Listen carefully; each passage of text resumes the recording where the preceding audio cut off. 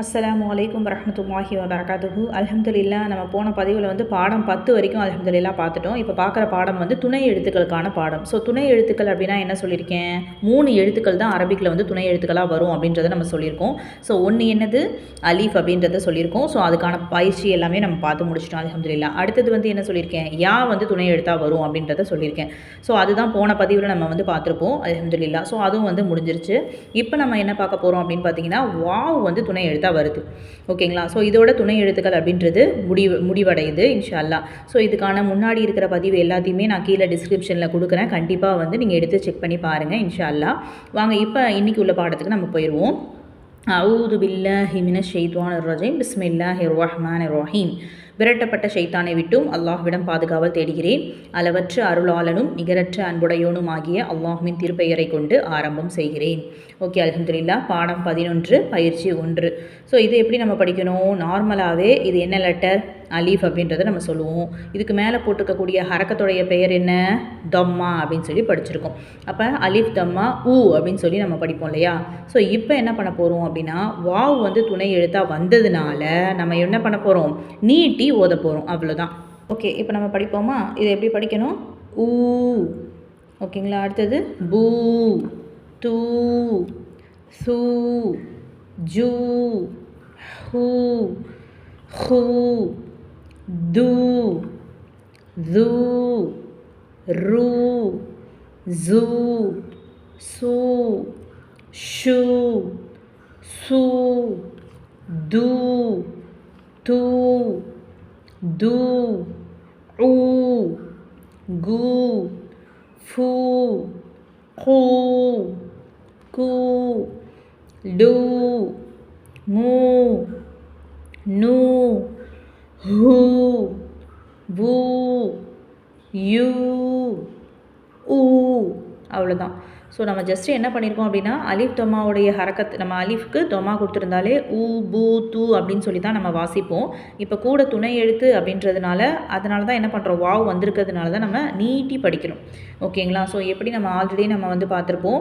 இப்போ க அப்படின்றத தமிழில் வந்து நம்ம படிக்கும் போது வெறுமனையாக இது குறியில் எழுத்தா கேங்க சேஞ்ச அப்படின்ற மாதிரி படிப்போம். அதுவே துணைக்கால் போட்டிருந்தா நம்ம எப்படி படிப்போம், கா, கா, சா அப்படின்னு சொல்லி நம்ம நீட்டி படிப்போம் இல்லையா. ஸோ அதுக்கான பாடம் தான் நம்ம பார்த்துக்கிட்டு இருக்கோம் அல்ஹம்துலில்லாஹ். ஸோ அப்போ துணை எழுத்து அப்படின்றது அரபியில் கண்டிப்பாக வரும். ஸோ எந்தெந்த லெட்டர்ஸ் வந்து துணை எழுத்தாக வரும் அப்படின்றத பார்த்துருக்கோம். ஸோ அலீஃப் வந்து துணை எழுத்தாக வரும், யா துணை எழுத்தாக வரும், வாவ் வந்து துணை எழுத்தாக வரும். ஸோ அதே மாதிரி நீங்கள் நோட் பண்ண வேண்டியது, எந்தெந்த ஹரக்கத்துக்கு பின்னாடி எந்தெந்த துணை எழுத்து வருது அதை நீங்கள் கவனமாக நோட் பண்ணணும். ஸோ எதுக்காக நான் சொல்கிறேன் அப்படின்னா, பின்னாடி வரக்கூடிய பாடத்தில் நீங்களே வந்து பார்ப்பீங்க. ஸோ அலீஃப் அப்படின்றது துணை எழுத்தாக வருது இல்லையா, அது எங்கே வருது, இப்போ வந்து ஃபத்தஹா அப்படின்ற ஒரு ஹரக்கத்து. இப்போ ஃபார் எக்ஸாம்பிள் இப்போ ஹம்சா இருக்குது, ஹம்சாவுக்கு ஃபத்தஹா கொடுத்துருக்காங்க, அதுக்கு பக்கத்தில் தான் அலீஃப் அப்படின்றது துணை எழுத்தாக வந்துச்சு. அப்படி தானே நம்ம போன பயிற்சியிலலாம் நம்ம பார்க்கும்போது அப்படி தான் பார்த்தோம். அடுத்தது வந்து பா இருக்குது இல்லையா. ஸோ பாக்கு பக்கத்தில் அலீஃப் வந்து கொடுத்துருக்காங்க. ஸோ அப்போ பா அலீஃப் ஃபத்தஹா பா அப்படின்னு சொல்லி தான் நம்ம நீட்டி படித்தோம். சரிங்களா. ஸோ அப்போ அலீஃப் அப்படின்ற துணை எழுத்து எப்போ வருது, அதுக்கு முன்னாடி இருக்க லெட்டருக்கு ஃபத்தஹா அப்படின்ற ஹரக்கத்து இருக்கும் பொழுது வருது. ஓகேங்களா. அடுத்தது பாருங்களேன், கஸ்ராக்கு வந்து இப்போ அலீஃப்க்கு வந்து கஸ்ரா கொடுத்துருக்காங்கன்னு வச்சுக்கோங்க. அதுக்கு பக்கத்தில் துணை எழுத்தா என்ன வரும் அப்படின்னா, யா வந்து துணை எழுத்தாக வரும். ஓகேங்களா. ஸோ அப்போ யா வந்துச்சு அப்படின்னா நம்ம எப்படி நீட்டி படிப்போம், அலீஃப் கஸ்ரா இ அப்படின்னு சொல்லி படிப்போம் இல்லையா. ஸோ யா துணை எழுத்தாக வந்தால் இ, பி, டி அப்படின்னு சொல்லி நம்ம நீட்டி படிக்கணும். இப்போ வந்து என்ன வந்திருக்கு, அலீஃப்க்கு தொம்மா அப்படின்ற ஹரக்கத் கொடுத்துருக்காங்க. ஸோ நார்மலாக படிக்கணும்னா அலீஃப் தொம்மா ஊன்னு படிப்போம். இப்போ வாவ் துணை எழுத்தாக வந்ததுனால இதை ஊ, பூ அப்படின்னு சொல்லி நீட்டி படிக்கிறோம். சரிங்களா. ஸோ இந்த 3 எழுத்துக்கள் மட்டும்தான் என்ன வரும், துணை எழுத்துக்களாக வரும். அது எந்தெந்த ஹரக்கத்துக்கு அப்புறம் வரும் அப்படின்றத நம்ம பார்த்துட்டோம். ஓகே, அல்ஹம்துலில்லாஹ். ஸோ இதன் அடிப்படையில் தான் கீழே கொடுக்கப்பட்டிருக்க பயிற்சி 2, 3, 4. ஓகேங்களா. ஸோ இதை ஓதுவோம், என் கூடவே சேர்ந்து நீங்களும் ஓதுங்க இன்ஷா அல்லாஹ். ஏதாவது டவுட் இருந்துச்சு அப்படின்னா கண்டிப்பாக மறக்காமல் கமெண்ட் செக்ஷனில் நீங்கள் டவுட் கேளுங்க. ஸோ அதே மாதிரி உங்களுக்கு புரிஞ்சிருச்சு அப்படின்னா அல்ஹம்துலில்லாஹ், எங்களுக்கு வந்து புரிஞ்சிருச்சு அப்படின்னாவது நீங்கள் கண்டிப்பாக கமெண்ட் பண்ணுங்கள். ஏன் அப்படின்னா நீங்கள் கமெண்ட் பண்ணுறது மூலயமா மற்றவங்க வந்து இந்த வீடியோவை ஆர்வமுடையவங்களாக பார்க்குறதுக்கு ஒரு வாய்ப்பாக இருக்கும் அப்படின்றதுக்காக தான் நான் கேட்குறேன் இன்ஷா அல்லாஹ். ஓகே, அடுத்தது வந்து பயிற்சி 2. அஊது பில்லாஹி மினஷ் ஷைத்தானிர் ரஜீம். பிஸ்மில்லாஹிர் ரஹ்மானிர் ரஹீம். ஜூ. ஸோ நம்ம மேலேயே வந்து பார்த்தோம், இங்கே இருக்குது பார்த்தீங்களா, இந்த ஜூ தான் இங்கே இருக்குது, ஜூ அப்படின்னு சொல்கிறோம். அடுத்தது பாருங்கள், இங்கே தாலுக்கு பக்கத்தில் வாவ் கொடுத்துருக்காங்க. ஸோ இது வந்து துணை எழுத்து தான். அப்போ தால் தொம்மா தூ அப்படின்னு சொல்லி மட்டும் படிக்காமல் நம்ம எப்படி படிக்கணும், தால் வாவ் தொம்மா தூ அப்படின்னு நீட்டி படிச்சுட்டு இது நம்ம என்ன பண்ணணும், கம்மி பண்ணி ஷார்ட்டாக படிக்கணும். எப்படின்னா நூன் ஃபத்தஹா ந அப்படின்னு தான் படிக்கணும். தூ ந அப்படின்னு சொல்லி தான் இந்த வார்த்தையோடைய உச்சரிப்பு இருக்கணுமே தவிர சில பேர் என்ன பண்ணால் தூ நா அப்படின்னு சொல்லி படிப்பாங்க.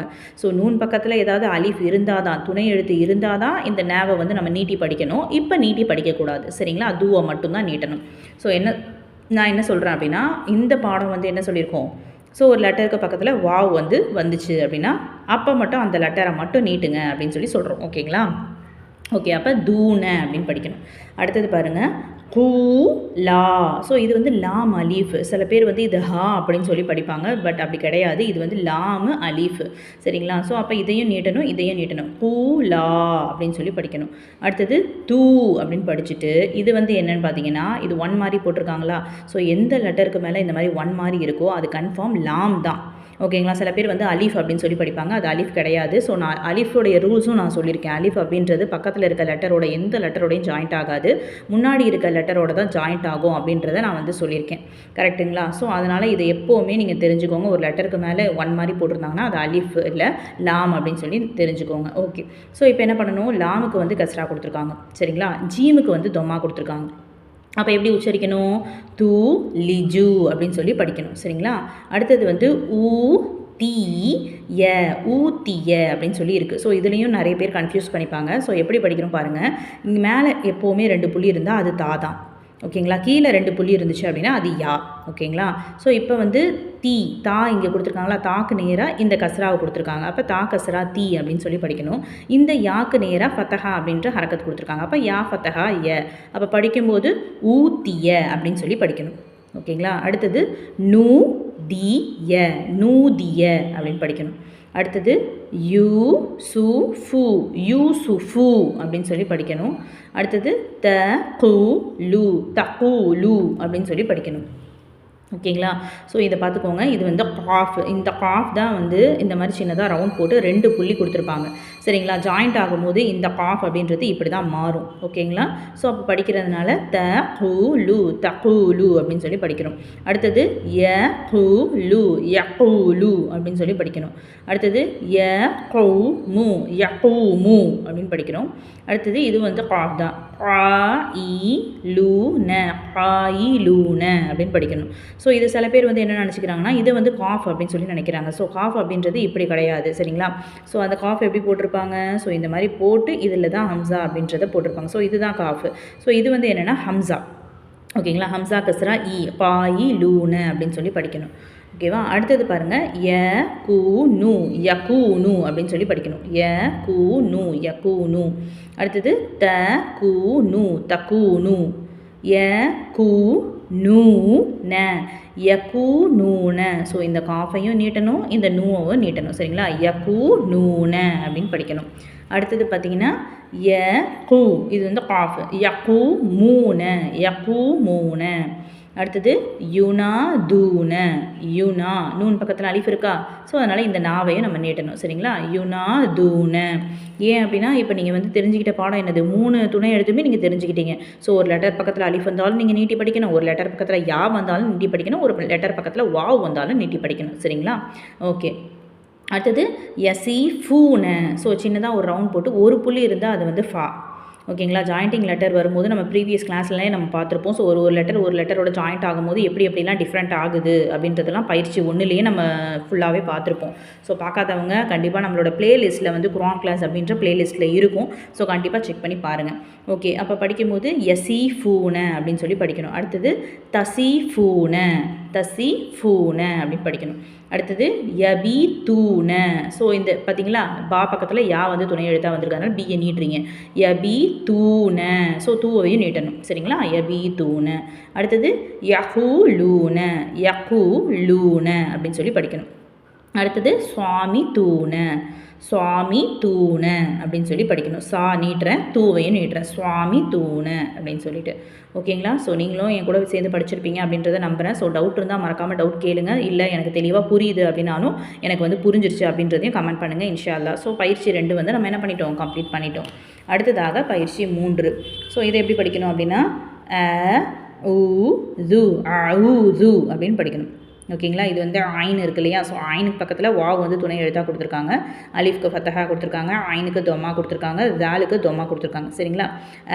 ஊ ஜு அப்படின்னு சொல்லி படிக்கணும். அடுத்தது தூ பூ அதூபு, த பூ தபு இது வந்து தான் படிக்கணும். இப்படி அலிஃபை வந்து ஆன்னு ப்ரொனவுன்ஸ் பண்ணுறோமோ அதே மாதிரி தான் ஹம்சாக்கும் தான் படிக்கணும். தபு அப்படின்னு படிக்கணும். அடுத்தது இதுதான் கொஞ்சம் நிறைய பேருக்கு வந்து கன்ஃபியூஸ் ஆகும். ஸோ நம்ம ஆல்ரெடி நம்ம சொல்லியிருப்போம், அதாவது ஜீமு உடைய டிஃப்ரென்ஸ் வந்து ஒரு லெட்டரோட ஜாயிண்ட் ஆகும்போது ஸோ இந்த மாதிரி ஒரு ஷேப் வந்து யூஸ் பண்ணுவாங்க அப்படின்றத சொல்லியிருக்கோம். ஸோ அந்த ஷேப்பில் வந்து மேலே ஒரு புள்ளி இருந்துச்சுன்னா அதை வந்து ஹா அப்படின்னு படிக்கணும், கீழே ஒரு புள்ளி இருந்துச்சுன்னா அதை ஜீம்னு படிக்கணும். ஸோ புள்ளியே இல்லாமல் வெறுமனே இந்த ஷேப் கொடுத்துருந்தாங்கன்னா அதை அப்படின்னு சொல்லி படிக்கணும் அப்படின்றத சொல்லியிருப்போம். ஸோ இதை வந்து இன்னொரு லெட்டரோட ஜாயிண்ட் ஆகுது பார்த்தீங்களா? ஸோ இந்த லெட்டர் இந்த மாதிரி ஒரு நீட்டமாக ஒரு வளைவு மாதிரி கோடு மாதிரி போட்டிருக்காங்களே, ஸோ இந்த மாதிரி ஒரு கோடு போட்டு மேலே ஒரு புள்ளி கொடுத்துருந்தாங்க அப்படின்னா அது வந்து நூன் அப்படின்னு சொல்லி அர்த்தம். ஓகேங்களா? ஸோ இதே மாதிரி ஒரு கோடு போட்டு கீழே ஒரு புள்ளி இருந்துச்சு அப்படின்னா அது வந்து பா அப்படின்னு சொல்லி படிக்கணும். சரிங்களா? ஸோ இப்போ நூன் தான் கொடுத்துருக்காங்க, நூன் ஃபத்தஹா இது வந்து ஹூ நஹு தூ, இது வந்து தூன்னு படிக்கணும். ஏன் தூ படிக்கணும், லூ தானே படிக்கணும் அப்படின்னு சில பேர் கேட்பீங்க. ஸோ இது வந்து சுவாது துவாதுன்னு தான் நம்ம இப்போ வந்து உச்சரிப்பு கொடுக்குறோம். துவாத் அப்படின்னு சொல்லி நம்ம படிக்க போகிறது இல்லை, துவாத் அப்படின்னு சொல்லி தான் பெரிய பெரிய ஸ்காலர்ஸ்லாம் இருக்காங்க இல்லையா, இஸ்லாமிக் ஸ்காலர்ஸ்லாம். ஸோ அவங்களாம் துவாத் அப்படின்னு சொல்லி தான் ப்ரொனவுன்ஸ் பண்ணுறாங்க. அப்போ துவாத் தொம்மா என்ன வரும், தூ தானே வரும். ஸோ அதனால தான் நஹூது அப்படின்னு சொல்லி படிக்கிறோம். ஓகே, அடுத்தது வந்து த ஜி து ஹூ. ஸோ இதில் கூட நிறைய பேர் கன்ஃபியூஸ் பண்ணுவாங்க. ஸோ சின்னதாக இந்த மாதிரி முட்டை மாதிரி போட்டிருக்காங்க இல்லையா, ஸோ இது எப்படி இது என்னது அப்படின்னு பார்த்தீங்கன்னா ஹா அப்படின்னு சொல்லி அர்த்தம். ஓகேங்களா? இந்த ஹா தான் இந்த மாதிரி ஷேப்லலாம் வரும். ஸோ இதையும் நம்ம வந்து ப்ரீவியஸ் கிளாஸ்லலாம் எக்ஸ்பிளைன் பண்ணியிருப்போம். ஓகேவா? ஸோ ஹா அப்படின்றது தான் படிக்கணும். த ஜி து ஹூ அப்படின்னு சொல்லி படிக்கணும். சரிங்களா? அடுத்தது பாருங்கள், இதுவும் வந்து அப்படி தான் துவா அப்படின்னு சொல்லி படிக்கணும். அப்போ இந்த இடத்துல என்னது, துவா ஃபத்தஹா அப்படின்னு படிக்கணும். தல மூனா அப்படின்னு சொல்லி நீட்டணும். ஓகேங்களா? தல மூனா அப்படின்னு படிக்கணும். அடுத்தது ஹூ த ஹூ மா அப்படின்னு சொல்லி படிக்கணும். அடுத்தது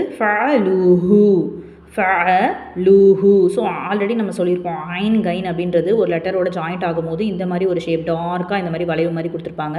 ஸோ புள்ளி இல்லாமல் இருந்துச்சு அப்படின்னா அது வந்து ஐன் அப்படின்னு சொல்லி சொல்லணும். இதுவே புள்ளி இருந்துச்சு அப்படின்னா கைன் அப்படின்னு சொல்லி சொல்லணும். சரிங்களா?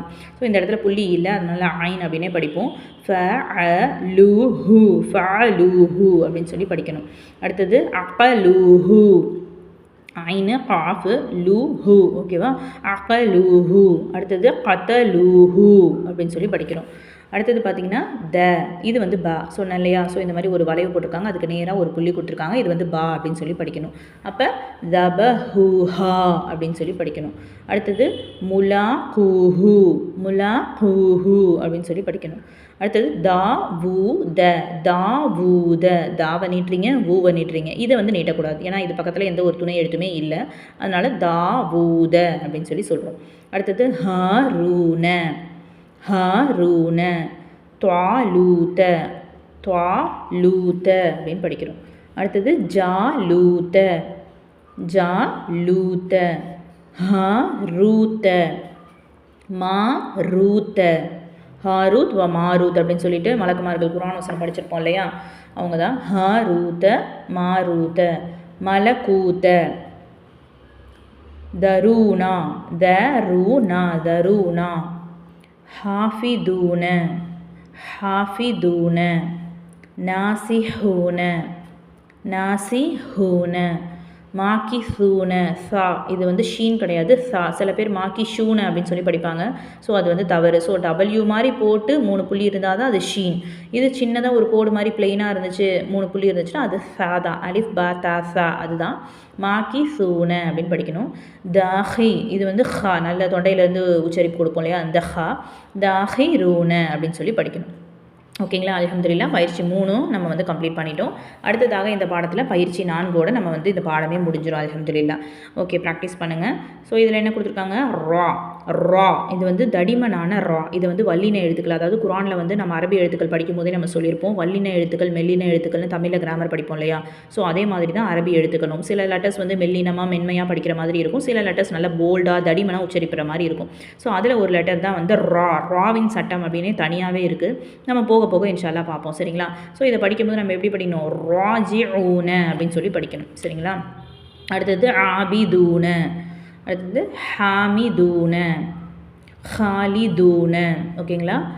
ராஜிஊன, ஆபிதூன, ஹாமிதூன, ஹாலிதூன. ஓகேங்களா. அடுத்தது ஆமிலூன, ஆமிலூன, ஆலிமூன. ஸோ ரெண்டுத்துக்கும் டிஃப்ரெண்ட் இருக்குது. இது வந்து மீலூன, ஆமிலூன, இது வந்து ஆலிமூன அப்படின்னு சொல்லி கொடுக்குறோம். அடுத்தது துவாலிமூன, காஃபிரூன. ஓகேங்களா. அடுத்தது கா, இது வந்து காஃப் சொல்லியிருக்கோம், காஃப் பக்கத்தில் அலிஃப் கொடுத்துருக்காங்க. கா நீ, இது வந்து தா பக்கத்தில் வாவு இருக்கிறதுனால தூவ நிடுறீங்க, கானி தூன அப்படின்னு சொல்கிறோம். அடுத்தது ஹாஷி, ஹாஷி ஊன, ஐன் ஊன அப்படின்னு சொல்லி சொல்கிறோம். அடுத்தது ஆகிஃபூன, காத்திபூன. ஓகேவா. நீங்கள் நல்லா தெளிவாக பார்த்தீங்கன்னா தெரியும், இந்த பாடத்தில் என்ன கொடுத்துருக்காங்க, ஒரு லெட்டர் பக்கத்தில் அலிஃபும் இன்னொரு லெட்டர் பக்கத்தில் வாவும் துணை எழுத்தாக வந்திருக்கு. ஸோ அந்த 2 லெட்டரையும் நீட்டி படிங்க அப்படின்ற மாதிரி கொடுத்துருக்காங்க. சரிங்களா. அடுத்தது பாருங்கள், யதூபூன அப்படின்னு சொல்லி படிக்கணும், யதூபூன. அடுத்தது தமூதூன, தஹாஃபூன, தத்வாஹரூன, தத்வாஹரூன அப்படின்னு சொல்லி படிக்கணும். அடுத்தது யஸாலூன, யஸா, இது வந்து ஜா அப்படின்னு சொல்லி படிக்கணும், ரா ஜா அப்படின்னு சொல்லி தான் உச்சரிப்போம், யஸாலூன. அடுத்தது உருஷிஹா, உருஷிஹா அப்படின்னு சொல்லி, இதுதான் ஷீன். ஸோ சின்னதாக டபிள்யூ மாதிரி போட்டு மேலே 3 புள்ளி இருக்கு இல்லையா. ஸோ இதுதான் ஷீன் அப்படின்னு சொல்லி ப்ரொனவுன்ஸ் பண்ணணும், உருஷிஹா. அடுத்தது துஹூரிஹா, துஹூரிஹா, புதூனிஹா, புதூனிஹா. அடுத்தது வகூதுஹா, வகூதுஹா. அடுத்தது யுஹாதிஊன, யுஹாதிஊன. ஓகேங்களா. அடுத்தது யுஜாஹிதூன, யுஜாஹிதூன. அடுத்தது யுசாரிஊன, யுசாரிஊன. ஓகேங்களா. ஸோ அல்ஹம்துலில்லாஹ் பயிற்சி 4 வரைக்கும் கம்ப்ளீட் பண்ணிட்டோம். ஸோ இது வந்து தெளிவாக நம்ம என்ன பண்ணி இப்போ இந்த பாடத்தில் என்ன பார்த்துருக்கோம் அப்படின்னா, அலிஃப், அதாவது அலிஃப் துணை எழுத்து முடிஞ்சிட்டோம். ஸோ யா வந்து துணை எழுத்து படிச்சிட்டோம். அடுத்தது வாவ் அப்படின்ற துணை எழுத்து தான் இந்த பாடத்தில் நம்ம வந்து பார்த்துருக்கோம். சரிங்களா. ஸோ இந்த 3 லெட்டர் வந்து எந்த லெட்டருக்கு பக்கத்தில் துணை எழுத்துக்களாக வருதோ ஸோ அதை வந்து கண்டிப்பாக என்ன பண்ணணும், நம்ம நீட்டி படிக்கணும். ஓகே அல்ஹம்துலில்லாஹ். ஸோ அடுத்த பாடத்தில் வந்து நம்ம வந்து அதாவது மெயின் சுக்குனுடைய சட்டம். சரிங்களா. ஸோ இது நிறைய பேர் வந்து தெரியாமல் இருக்காங்க. ஸோ இந்த பயிற்சியை வந்து நம்ம இன்ஷா அல்லாஹ் அடுத்த பதிவில் வந்து பார்ப்போம். ஸோ கண்டிப்பாக நீங்கள் பண்ண வேண்டியது என்ன அப்படின்னா, கண்டிப்பாக முழுமையாக இந்த வீடியோவை பாருங்கள். கண்டிப்பாக உங்களோட ஃப்ரெண்ட்ஸு, ரிலேட்டிவ்ஸ் எல்லாருக்குமே வந்து ஷேர் பண்ணுங்கள். ஸோ உங்கள் மூலியமாக ஒருத்தங்க கல்வி கற்றுக்குறாங்க அப்படின்னா அது ஒரு சாதாரண ஒரு விஷயம் கிடையாது, நிரந்தரமாக செய்யக்கூடிய ஒரு சதக்கா. ஓகேங்களா. ஸோ அதனுடைய நன்மையை அல்லாஹ் உங்கள் எல்லாருக்குமே தரணும் இன்ஷா அல்லாஹ். ஸோ அது மட்டும் இல்லாமல் நீங்கள் பண்ண வேண்டியது லைக் பண்ணிவிட்டு, சப்ஸ்கிரைப் பண்ணிவிட்டு, கண்டிப்பாக கமெண்ட் பண்ணுங்கள். ஸோ ஒரு விஷயத்தை நம்ம வந்து நீங்கள் பார்க்குறீங்க, நிறைய பேர் இப்போ 100 பேர் 200 பேர் அல்ஹம்துலில்லாஹ் பார்த்துக்கிட்டு தான் இருக்கீங்க. ஆனால் வந்து யாருமே வந்து கமெண்ட் பண்ணுறது இல்லை. ஸோ ஒருத்தர் 2 பேர் அந்த மாதிரி பண்ணுறீங்க, ஓகே அல்ஹம்துலில்லாஹ். பட் நீங்கள் கமெண்ட் பண்ண தான் ஸோ புரியலனாலும் அதில் டவுட் கேட்கலாம், புரிஞ்சிச்சுனாலும் எனக்கு அல்ஹம்துலில்லாஹ் நல்லபடியாக புரிஞ்சிச்சு அப்படின்றதையாவது நீங்கள் சொன்னீங்கன்னா மற்றவங்களுக்கு வந்து அது மோட்டிவேஷனாக இருக்கும். ஸோ வீடியோவை கூடுதலாக வந்து பார்ப்பாங்க. ஸோ இந்த முயற்சியை நம்ம ஏற்கனவே நம்ம சொல்லியிருக்கோம். எதுக்காக சொல்கிறோம் அப்படின்னா, குர்ஆன் ஓத தெரியாமல் எத்தனையோ மக்கள் வந்து இன்றைக்கும் முஸ்லீம் அப்படின்ற பெயரில் வாழ்ந்துக்கிட்டு தான் இருக்காங்க. அல்லாஹ் பாதுகாக்கணும். ஸோ அந்த குர்ஆனை வந்து ஓதணும் அப்படின்ற நினைக்கிறவங்க கூட எனக்கு ஏதாவது ஒரு வழி கிடைக்காதா அப்படின்னு எதிர்பார்த்துட்டு இருப்பாங்க இல்லையா. ஸோ அவங்களுக்கு நம்மளோட பதிவு எப்படியாவது கொண்டு போய் சேரணும். ஸோ அந்த ஒரு நியத்தில் ஹாஜத்தில் தான் நம்ம இந்த ஒரு வகுப்பையே நம்ம ஸ்டார்ட் பண்ணியிருக்கோம். ஸோ அதுக்கு வந்து நான் மட்டும் முயற்சி செஞ்சால் பத்தாது. ஸோ பார்க்கக்கூடிய நீங்கள் ஆடியன்ஸாக இருந்து நீங்கள் மற்றவங்களுக்கு ஷேர் பண்ணுறது மூலியமாக தான் இந்த பதிவு எல்லா மக்களுக்கும் போய் சேரும் இன்ஷா அல்லாஹ். ஸோ கண்டிப்பாக ஷேர் பண்ணுவீங்க அப்படின்றத நம்புகிறேன். வாஹிர் தஅவானா அல்ஹம்துலில்லாஹி ரப்பில் ஆலமீன். அஸ்ஸலாமு அலைக்கும் வரஹ்மத்துல்லாஹி வபரகாத்துஹு.